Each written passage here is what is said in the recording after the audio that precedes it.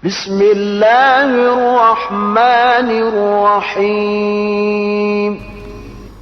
Bismillahirrahmanirrahim. Assalamualaikum warahmatullahi wabarakatuh.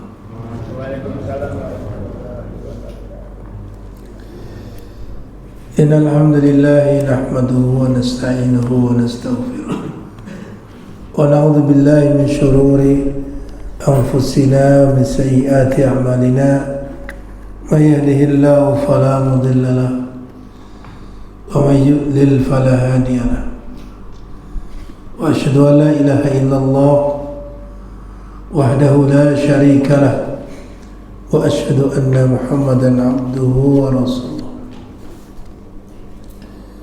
Allahumma salli ala Muhammad wa ala alihi wa sahbihi wa man tabi'ahum bi ihsanin ila yaumiddin, amma ba'd. Bapak Ibu sekalian rahimani wa rahimakumullah. Alhamdulillah, di malam hari ini Allah Subhanahu wa taala masih memberikan kepada kita taufik dan hidayahnya, serta juga kesempatan, kesehatan, agar kita senantiasa taat kepada Allah Tabaraka wa Ta'ala. Dan juga semoga kita tetap istiqomah hingga akhir hayat kita. Pada kesempatan ini insyaallah kita lanjutkan kembali di dalam mempelajari tentang tauhid yang kita ambilkan dari kitab At-Tauhid Al-Muyassar, ya, yang disebutkan di sini penulisnya adalah Syekh Abdullah bin Ahmad Al-Khuwail, diberikan catatan pengantar oleh Syekh Abdullah ibn Abdurrahman Al-Jibrin, dan juga Syekh kami Syekh Khalid ibn Abdullah Al-Muslih hafizahumullahu ta'ala wa rahimahumullah, yang mana pada pertemuan yang lalu kita telah sampaikan secara global tentang ahamiyatut tauhid wa fadluhu, pentingnya tauhid dan juga keutamaan-keutamaannya.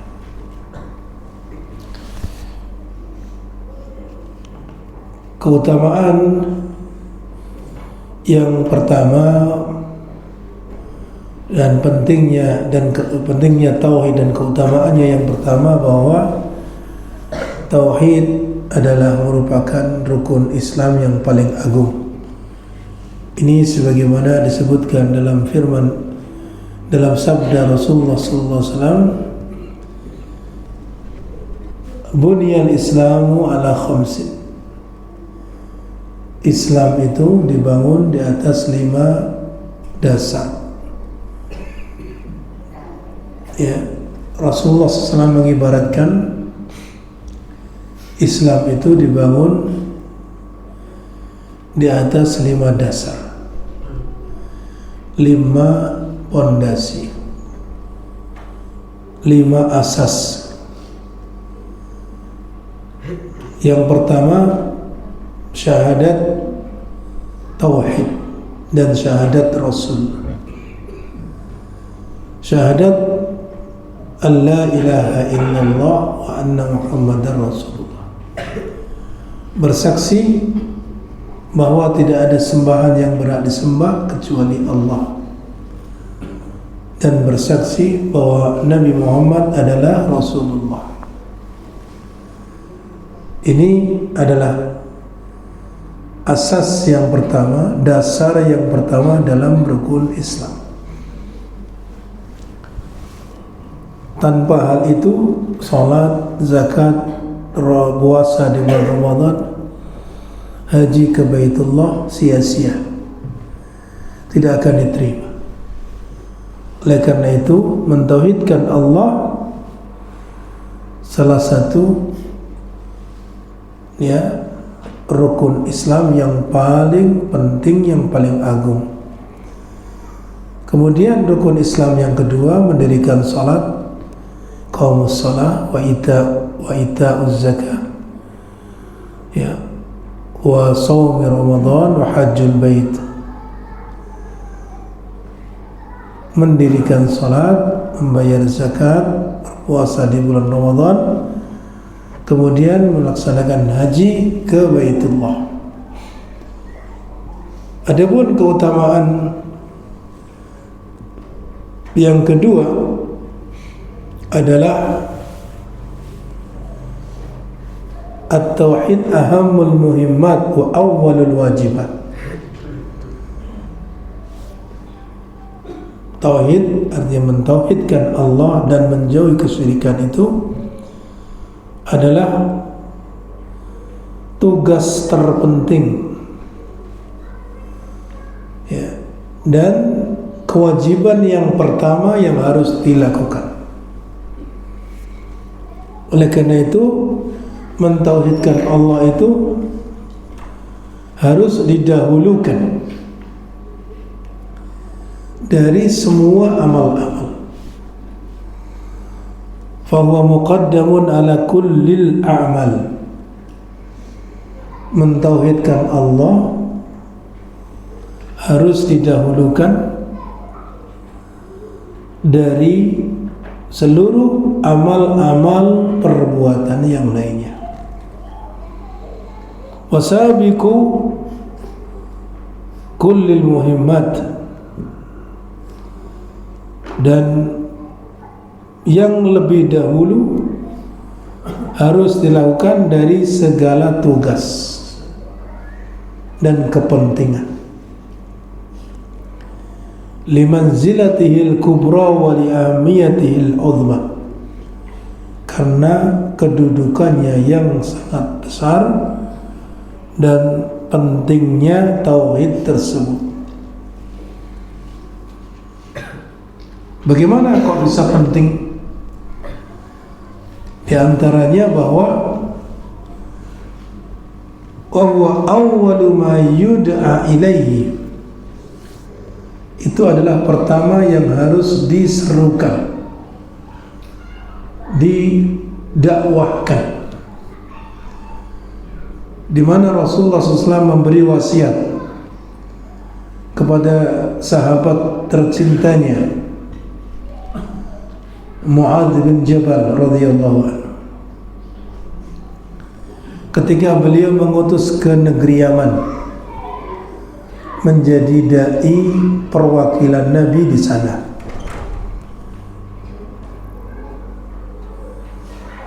Di mana Nabi memesankan kepadanya, innaka ta'ti qauman min ahlil kitab, sesungguhnya engkau wahai Mu'adz akan mendatangi suatu kaum dari ahli kitab. Ahli kitab ini adalah orang Yahudi dan Nasrani tentunya, yang mereka tidak mau beriman kepada Rasul sallallahu alaihi wasallam dan sudah menyelewengkan agama yang diajarkan oleh Nabi Musa dan Nabi Isa, sehingga mereka termasuk orang-orang yang menyimpang dan kufur. Oleh karena itu, Nabi memesankan kepada Mu'adz yang pertama kali yang harus disampaikan kepada mereka, falyakun awwala ma tad'uuhum ilaihi falyakun awwalu ma tad'uhum ilaihi syahadata an la ilaha illallah. Hendaknya pertama apa yang engkau serukan, yang engkau ajak kepadanya, ajak mereka kepadanya. Artinya Mu'adz mengajak orang-orang ahli kitab tersebut kepada hal itu, yaitu apa? Bersaksi bahwa tidak ada sembahan yang berhak disembah kecuali Allah. Berarti pertama kali yang disampaikan oleh Mu'adz kepada ahli kitab adalah menyembah Allah saja, menjauhi kesyirikan. Orang ahli kitab itu sebenarnya sudah mengenal Allah, karena ajaran Nabi Musa, ajaran Nabi Isa itu Tuhannya adalah Allah, sama dengan Tuhan kaum muslimin. Sehingga ketika mereka mengikuti ajaran yang disampaikan oleh Nabi Musa, belum terjadi perubahan, adalah menyembah Allah. Demikian pula Nabi Isa. Hanya saja sudah terjadi penyimpangan, perubahan, penambahan, pengurangan, dan seterusnya, sehingga mereka menyembah kepada selain Allah di samping menyembah Allah. Di sisi yang lain, ketika Nabi SAW sudah diutus, Islam atau agama terakhir sudah diturunkan, agama mereka sudah dihapus, tidak lagi diterima. Sehingga Allah Ta'ala berfirman, wa may yabtaghi ghairal islami dinan fala yuqbala minhu wa huwa fil akhirati minal khasirin. Barang siapa yang mencari agama selain agama Islam, maka sekali-kali tidaklah akan diterima, tidaklah akan diterima oleh Allah agama tersebut, dan di akhirat termasuk orang-orang yang rugi. Ayat ini menjelaskan ketika Islam yang dibawa Nabi kita Muhammad SAW sudah datang, berarti agama selain Islam tidak akan diterima, walaupun dibawa oleh Nabi Musa, walaupun dibawa oleh Nabi Isa, karena agama itu sudah dihapus. Sehingga tidak ada yang boleh beragama kecuali mengikuti ajaran Islam kalau ingin selamat. Kalau ingin selamat, maka harus beragama Islam. Kalau yang penting beragama, ya terserah saja. Yang penting beragama, tidak ingin selamat. Maka kalau ingin selamat di akhirat, ya beragama Islam. Ini sangat terang, jelas sekali di dalam Al-Quran dalil-dalilnya. Inna ad-dina indallahi al-Islam. Dan juga ayat tadi, sungguhnya satu-satunya agama yang diridhoi oleh Allah adalah agama Islam. Oleh karena itu Syekh Muhammad ibn Abdul Wahab menulis dalam satu bukunya sangat terkenal, diantaranya adalah Fadlul Islam. Kitab Fadlul Islam ini menyebutkan dalil-dalil tentang wajibnya seseorang itu kalau ingin selamat masuk Islam. Bab wujub dukhuli al-Islam atau dinil Islam. Beliau menyebutkan salah satu babnya kewajiban masuk ke dalam agama Islam kalau ingin selamat. Itu begitu.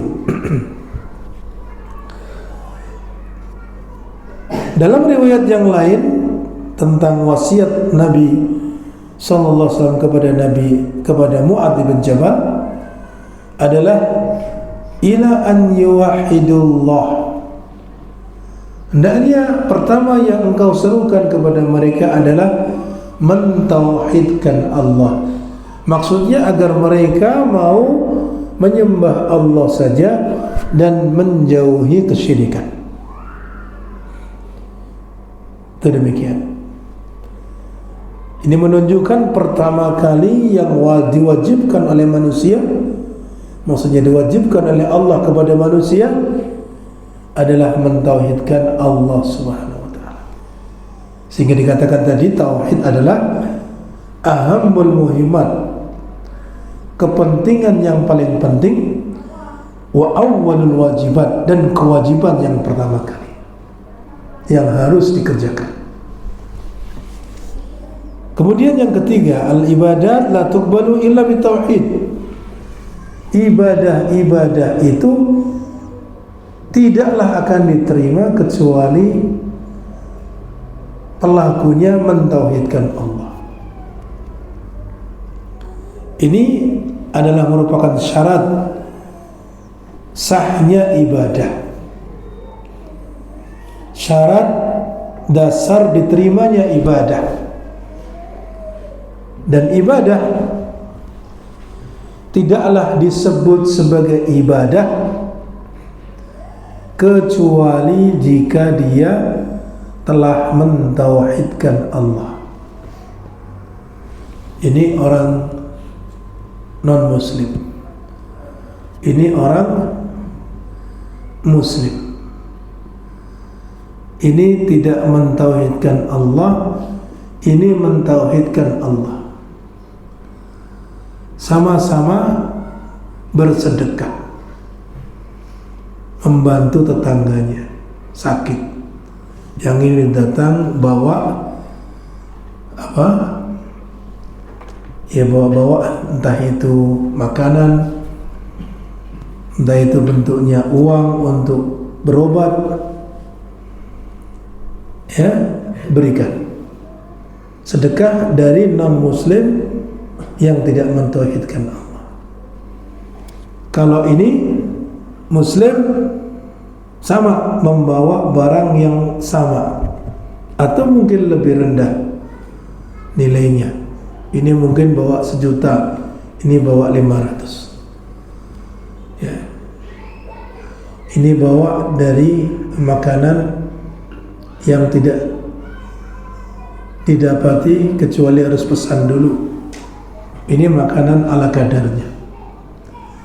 Yang ini tidaklah dianggap oleh Allah sebagai ibadah kalau yang ini bernilai ibadah. Ya. Yang berasal dari orang yang tidak mentauhidkan Allah tidak ada nilainya di sisi Allah. Yang mentauhidkan Allah maka besar nilainya di sisi Allah Subhanahu wa ta'ala. Oleh karena itu tadi ibadah itu tidaklah akan diterima kecuali pelakunya telah mentauhidkan Allah.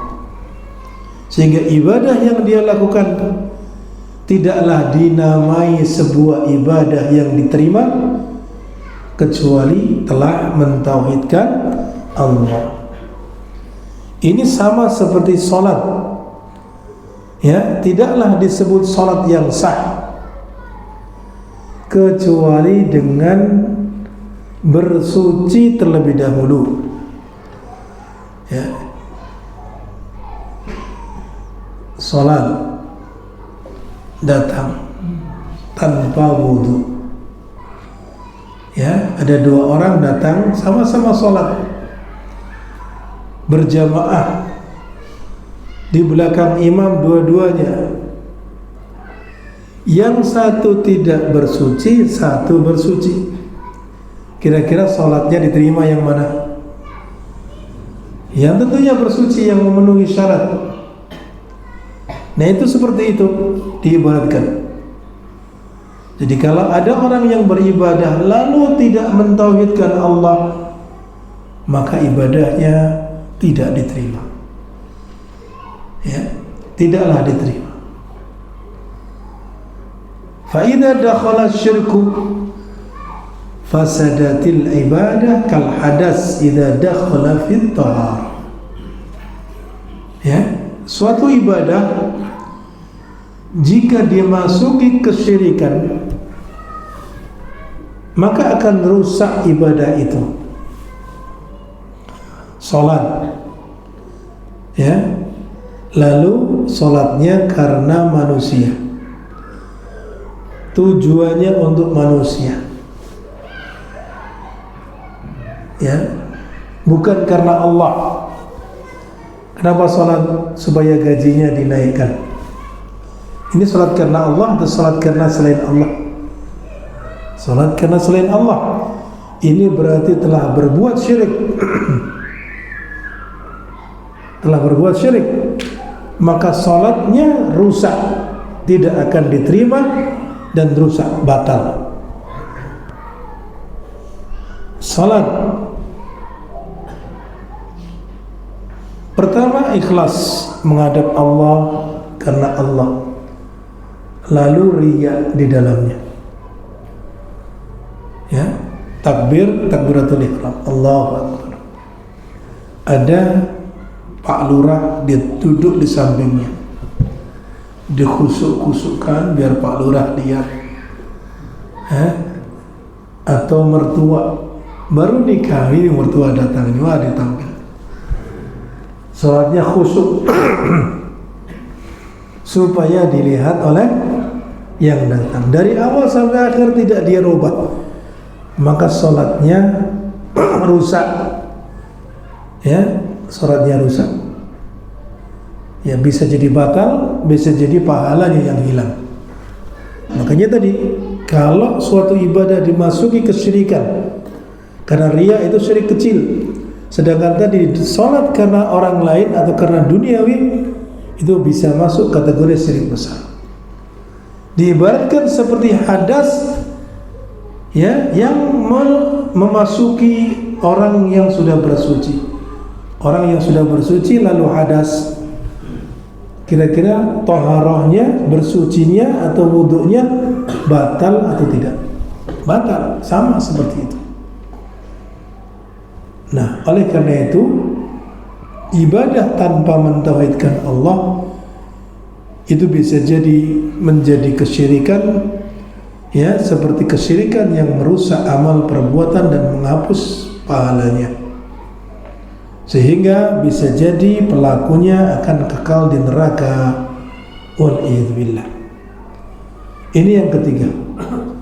Adapun yang keempat adalah tauhid, artinya mentauhidkan Allah merupakan penyebab seseorang mendapatkan keamanan, mendapatkan hidayah di dunia dan juga di akhirat. Allah Ta'ala berfirman dalam surat Al-An'am ayat 82, ya alladzina amanu wa lam yalbisu imanahum bidzulmin ulaika lahumul amnu wa hum muhtadun. Ya, orang-orang yang mereka beriman kepada orang-orang yang mereka beriman dan tidak mencampur keimanan mereka dengan kezaliman, maka mereka itulah orang-orang yang mendapatkan keamanan dan mereka adalah orang yang mendapatkan petunjuk. Lalu para sahabat-sahabat ketika mendengar hadis ini, maka mereka merasakan hampir-hampir seperti, ya, putus asa. Lalu mengabarkan kepada Rasulullah SAW, wahai Rasulullah, ya, siapa di antara kami yang tidak mendolimi diri sendiri, tidak berbuat zalim? Ya. Lalu Rasulullah SAW menjawab, bukan seperti yang kalian maksudkan. Kezaliman di sini bukan maksudnya mendolimi, tidak menepati janji kepada istrinya, kepada anaknya, atau mengganggu tetangganya atau mendolimi diri sendiri, bukan itu. Karena hampir-hampir manusia tidak terlepas dari perbuatan zalim, walaupun tingkatnya mungkin kecil, tengah-tengah atau besar, ya hampir tidak lepas dari kezaliman. Terlebih kepada kerabat sendiri terkadang haknya tidak dipenuhi, terutama suami kepada istri, istri kepada suami, ya itu biasanya yang paling besar kezaliman terjadi. Ustaz, saya sudah sangat-sangat perhatian. Alhamdulillah kalau begitu, ya. Pernahkah kita berkata-kata, ya, seorang istri kepada suaminya dengan kata yang melebihi suara suaminya? Itu perbuatan zalim, ya, perbuatan zalim. Pernahkah seorang suami kemudian tidak memberikan haknya kepada istrinya? Itu juga perbuatan zalim, ya. Maka perbanyaklah bertaubat kepada Allah dalam masalah ini. Tapi yang dimaksud kezaliman dalam ayat ini bukan itu, ya. Maksudnya adalah kesyirikan. Ini dijelaskan langsung oleh Nabi sallallahu alaihi wasallam. Tidakkah kalian membaca inna syirka la zulmun azim? Sesungguhnya kesyirikan itu adalah kezaliman yang paling besar. Kesyirikan itu kezaliman yang paling besar. Sehingga maksudnya dalam ayat tadi, orang-orang yang beriman yang tidak mencampur imannya dengan kezaliman, maksudnya tidak mencampur imannya dengan kesyirikan. Itu begitu, ya, berarti tidak berbuat syirik, jauh dari kesyirikan. Maka keutamaannya adalah ulaika lahumul amnu, mereka itulah yang akan mendapatkan keamanan. Allah jamin keamanannya orang yang mentauhidkan Allah itu, ya. Allah jamin keamanannya di dunia dan juga di akhirat. Kemudian mereka itulah yang diberi petunjuk, wa hum muhtadun.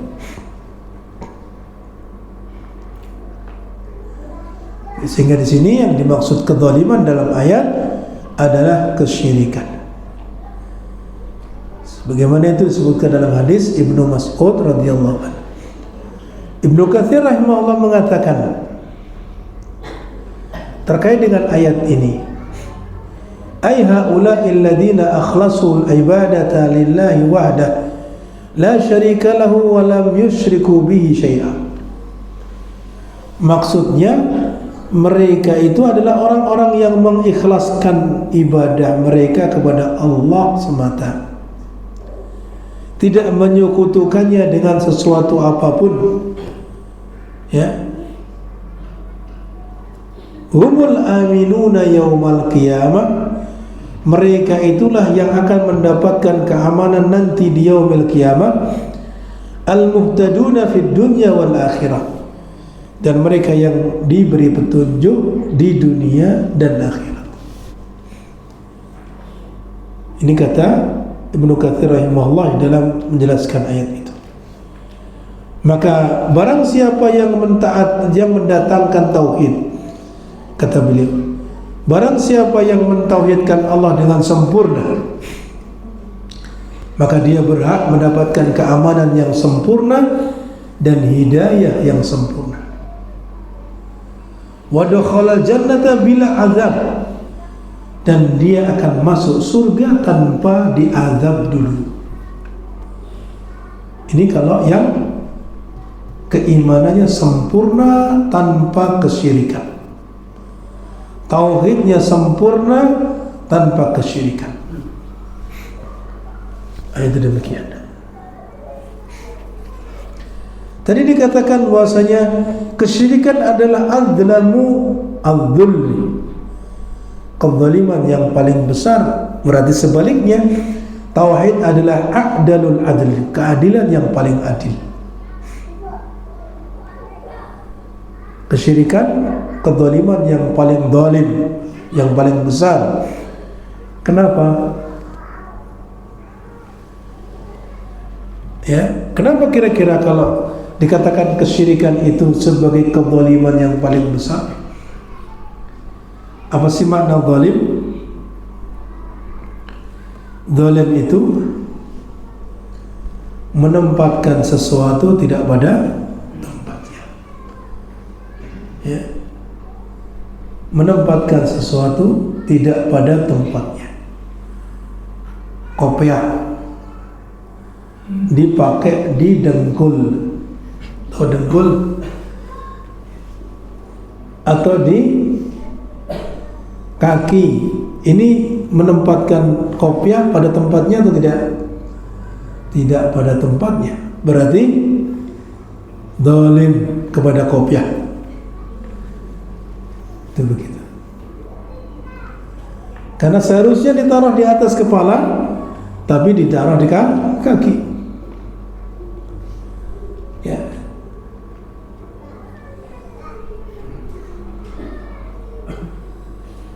Dan itu bisa berlaku kepada seluruh perbuatan-perbuatan. Ketika menempatkan sesuatu tidak pada tempatnya, itu berarti kezaliman. Ini bisa berlaku pada apa saja. Ya. Termasuk kezaliman yang paling besar adalah yang seharusnya ibadah kita tujukan untuk Allah, tapi ditujukan kepada selain Allah. Itu menempatkan sesuatu tidak pada tempatnya. Amal yang seharusnya diniatkan untuk Allah, tapi untuk selain Allah, berarti ini menempatkan sesuatu tidak pada tempatnya. Oleh karena itu termasuk kezaliman yang paling besar. Demikian. Yang kelima, terkait dengan keutamaan tauhid adalah bahwa mentauhidkan Allah itu sebagai sebab masuknya ke dalam surga dan selamat dari api neraka. Selamat dari api neraka. Pengen masuk surga? Pengen selamat dari api neraka? Harus mentauhidkan Allah. Tanpa mentauhidkan Allah, tidak akan bisa masuk surga, tidak akan selamat dari api neraka. Di mana Rasulullah SAW bersabda, "Man syahida an la ilaha illallah wahdahu la syarika lah, wa anna Muhammadan abduhu wa rasuluh, wa anna Isa abdullah wa rasuluh, wa kalimatuhu alqaha ila Maryam, wa ruhun minhu, wal jannatu haqqun wan naru haqq, adkhalahu Allahul jannata ala ma kana minal amal." Muttafaqun alaih.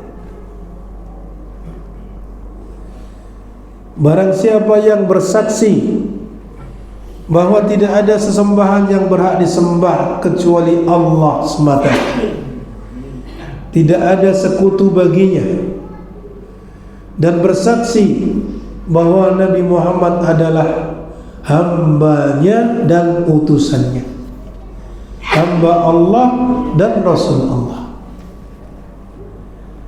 wa anna Isa abdullah wa rasuluhu, dan Nabi Isa juga hamba Allah dan Rasul Allah, utusan Allah. Jadi meyakini Nabi Muhammad adalah hamba Allah dan Rasul Allah, juga meyakini Nabi Isa hamba Allah dan Rasul Allah. Wa kalimatuhu alqaha ila Maryam, dan kalimat Allah ya dilemparkan ke dalam Maryam, ke dalam apa? Rahimnya Maryam. Wa ruhum minhu, ruh yang ditiupkan ke dalam rahimnya Maryam ibunda Nabi Isa adalah dari Allah, dari sisi Allah. Jadi meyakini itu, meyakini bahwasanya kalimat yang katakan kun maka jadilah, ya, kalimat kun maka jadilah itu apa? Allah Subhanahu wa taala arahkan kepada Maryam supaya menjadi anak di dalam rahimnya tanpa suami.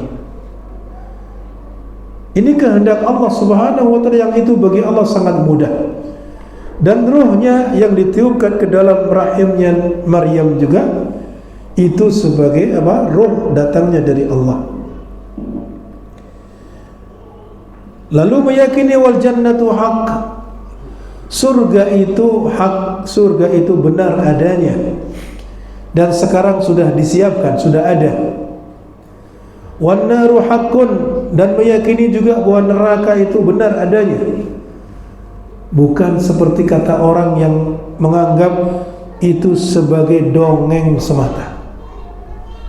Ya, dianggap wah itu dongeng supaya orang baik, ya, apa namanya, ada surga ada neraka. Itu adalah penyimpangan, pemahaman yang menyimpang, berarti telah menolak, ya, mendustakan ayat Allah dan mendustakan hadis-hadis Nabi. Maka ketika ada orang yang melakukan hal tadi, mengucapkan kalimat syahadat, tauhid, syahadat Rasul, meyakini Nabi Isa Abdullah dan Rasul Allah, ya, kalimat itu dilemparkan kepada Maryam ibunda Nabi Isa, ruh yang ditiupkan itu berasal dari sisi Allah, surga adalah benar adanya, neraka benar adanya, maka apa? Adkhalahu Allahul jannata ala ma kana minal amal, maka Allah akan memasukkannya ke dalam surga apapun amalnya. Apapun amalnya. Jadi jaminan dari Allah Subhanahu wa taala, di mana orang yang mentauhidkan Allah Subhanahu wa taala itu akan dimasukkan ke dalam surganya. Baik, monggo. Bismillah, kita lanjutkan sedikit insyaallah taala,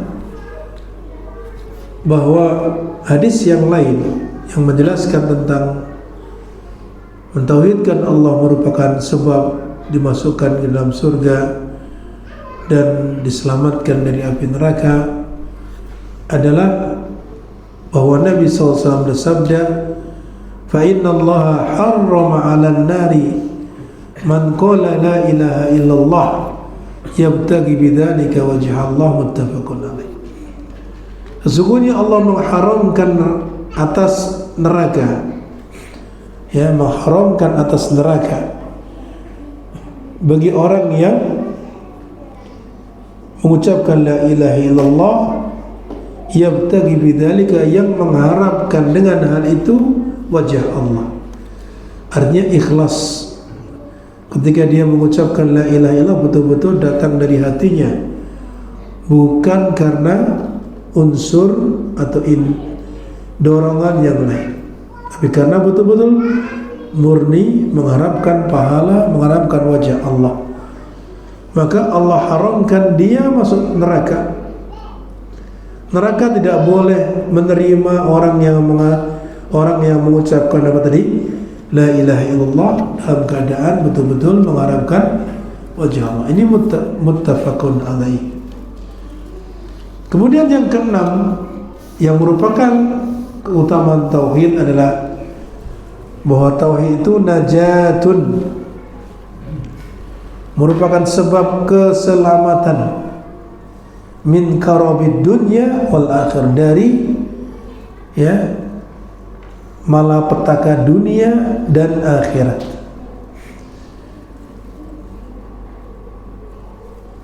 Ibnu Qayyim rahimahullah mengatakan, at-tauhidu mabza'u a'da'ihi wa awliya'ihi. Tauhid itu sebagai perlindungan ya, bagi musuhnya dan juga bagi wali-walinya. Bagaimana tidak, orang-orang yang mereka sebagai musuh Allah, artinya orang-orang yang menyekutukan Allah, ketika mereka dalam keadaan genting, ya, lalu berdoa kepada Allah dengan ikhlas, tetap saja Allah selamatkan. Walaupun ini musuh Allah, tapi dalam keadaan genting dia kembali berdoanya memurnikan hanya kepada Allah. Ya, sebutkan di mana amma a'da'uhu, adapun yang dimaksud perlindungan bagi musuh Allah itu bagaimana? Di mana Allah menyelamatkan mereka min karabid dunya wasyada'idiha, dari malapetaka dunia dan kegentingannya. Disebutkan dalam surat Al-Ankabut ayat 65, Allah Ta'ala berfirman, فَإِذَا رَقِبُوا فِي الْفُلْكِ دَعَوُوا اللَّهَ مُخْلِصِينَ لَهُ الدِّينَ فَلَمَّا نَجَّاهُمْ إِلَى الْبَرِّ إِذَا هُمْ يُشْرِكُونَ. Ini bedanya orang-orang musyrik zaman dulu dengan musyrik zaman sekarang. Musyrik zaman dulu masih sedikit lebih baik daripada musyrik zaman sekarang. Apa buktinya? Ini dalam ayat ini, apabila mereka menaiki kapal, ya, menaiki kapal laut di zaman Nabi atau zaman dahulu, kapal itu tidak seperti zaman sekarang. Mereka tahu air ini ombaknya keras. Kapal kalau terbuat dari kayu, diombang-ambingkan bisa berantakan, bisa rusak. Oleh karena itu mereka ketika tahu ini mungkin ada ombak besar, hujan deras, angin kencang, ya, sehingga mereka kalau menaiki kapal, mereka doanya kepada Allah ikhlas, hanya satu-satunya doa kepada Allah, tidak ada yang lain, tidak minta kepada yang lain, mengikhlaskan ibadah mereka atau agama mereka. Kalau sudah diselamatkan, falamma najjahum, ketika Allah sudah selamatkan mereka, ya, ke daratan, ilal barri idza hum yusyrikun, mereka kembali berbuat syirik. Ini, ya, ini menunjukkan musuh-musuh Allah saja kalau doanya kepada Allah ikhlas, itu masih diselamatkan di dunia ini, ya. Tapi kalau dia terus-menerus tidak bertaubat sebelum meninggal dunia, ya nanti di akhirat tidak akan diterima taubat, tidak akan diselamatkan, kekal dalam neraka.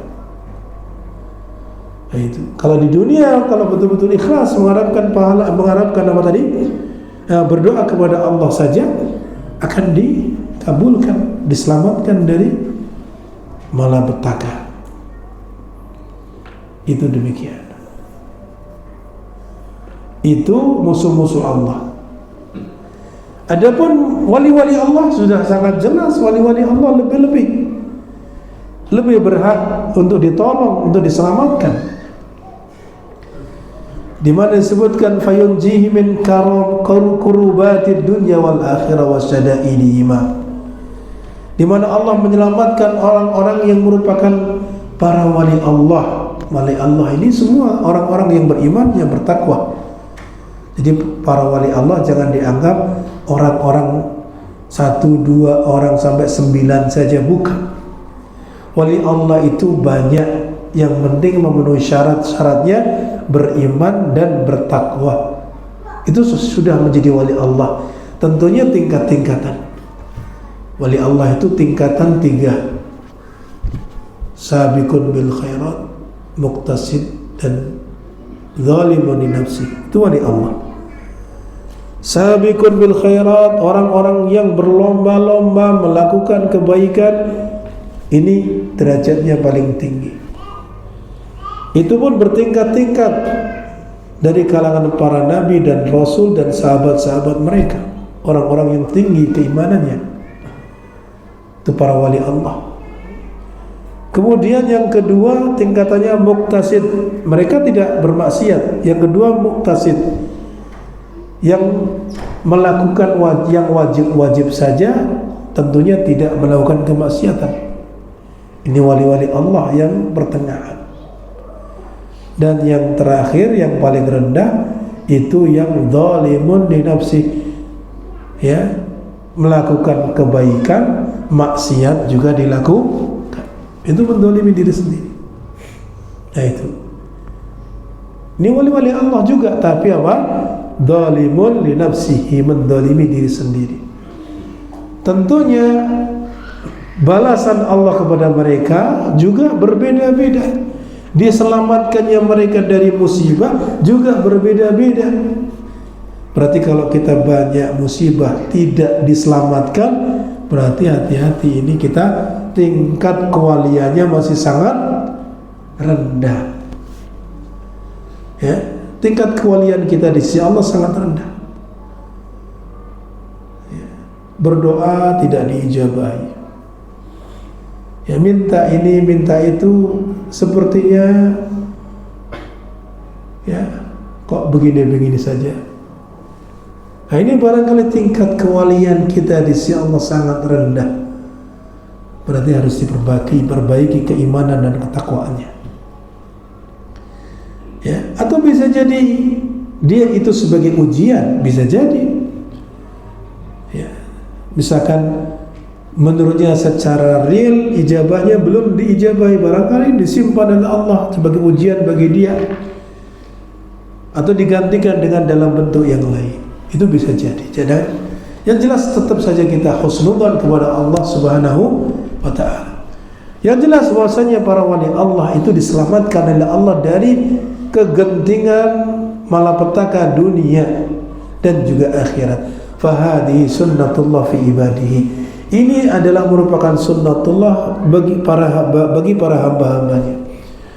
Fama dafa'at saja sadaidad dunya bimisli tauhid. Tidak ada yang menghentikan, mencegah kegentingan, kesulitan dunia seperti perbuatan mentauhidkan Allah. Walidzalika kana du'aul qarabi bitauhid wa da'watu dinin nun allati ma da'a biha makrubun illa farrajallahu karabahu bitauhid. Ya, oleh karena itu berdoa ketika dalam kegentingan itu hendaknya diiringi mentauhidkan Allah. Kita lihat bagaimana doanya Nabi Yunus yang dijuluki dengan Dhinnun. Nabi Yunus ketika dia dalam keadaan dalam genting luar biasa di dalam perut apa? Perut ikan di lautan. Ya.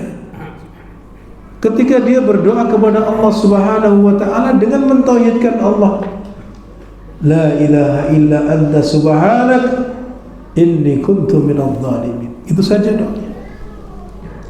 Tidak menyebut ya Allah selamatkan saya dari perut ikan ini, tidak. Tapi mengucapkan la ilaha illa anta subhanaka inni kuntu minadh dhalimin. Tidak ada sembahan yang berhak disembah kecuali Engkau. Maha suci Engkau. Sesungguhnya aku ini adalah termasuk orang yang zalim, berbuat zalim. Setelah mentauhidkan Allah, mengakui dosanya. Ini sebuah doa. Allah tahu keadaannya dalam genting, pas Allah selamatkan. Itu begitu. Jadi berdoa kepada Allah tidak harus menyebutkan, Allah tahu keadaan kita. Itu begitu.